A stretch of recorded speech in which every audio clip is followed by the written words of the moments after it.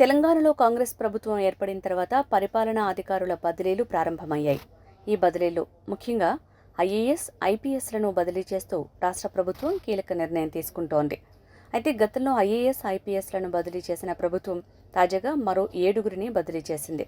ఇందులో 6గురు ఐఏఎస్లు ఉండగా ఒక ఐపీఎస్ని ట్రాన్స్ఫర్ చేస్తూ ప్రభుత్వ ప్రధాన కార్యదర్శి శాంతికుమారి ఉత్తర్వులను జారీ చేశారు.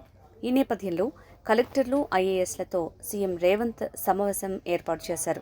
ఈ సమీక్ష సందర్భంగా సీఎం రేవంత్ మాట్లాడుతూ ఉన్నతాధికారులకు రేవంత్ కీలక ఆదేశాలు జారీ చేశారు. ప్రభుత్వం చాలా ఓపెన్ మైండ్తో ఉందని, అధికారులు ఇచ్చే సలహాలు, సూచనలు కూడా ప్రభుత్వం తీసుకుంటుందన్నారు. అలాగే ప్రతి ఒక్క అధికారి కూడా తప్పనిసరిగా రోజుకు 18 గంటలు పనిచేయాలని, లేకపోతే పనిలేని చోటుకు పంపిస్తామని డైరెక్ట్గా చెప్పడంతో అధికారులు షాక్కి గురయ్యారు.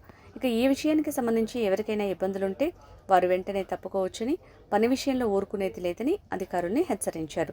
ఇదే క్రమంలో అక్రమార్కులపై చర్యలు తీసుకునేందుకు పోలీసు అధికారులకు పూర్తి స్వేచ్ఛను ఇస్తున్నట్లు వెల్లడించారు.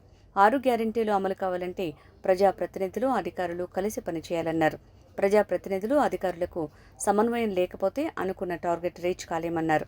సచివాలయంలో ఏ నిర్ణయం తీసుకున్నా క్షేత్రస్థాయిలో అమలు చేసే బాధ్యత ప్రజాప్రతినిధులు, కలెక్టర్లదేనని తెలిపారు. ప్రజాపాలన పేరుతో గ్రామ సభను నిర్వహించి లబ్ధిదారుల్ని ఎంపిక చేయాలన్నారు. నిస్సహాయులకు సహాయం అందేలా అధికారులు చర్యలు చేపట్టాలని పేర్కొన్నారు.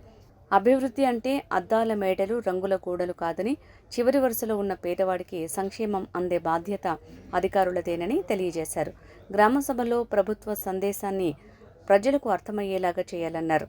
అర్హులైన ప్రతి ఒక్కరికి సంక్షేమ పథకాలు అందటమే కాంగ్రెస్ ప్రభుత్వ లక్ష్యమని పేర్కొన్నారు.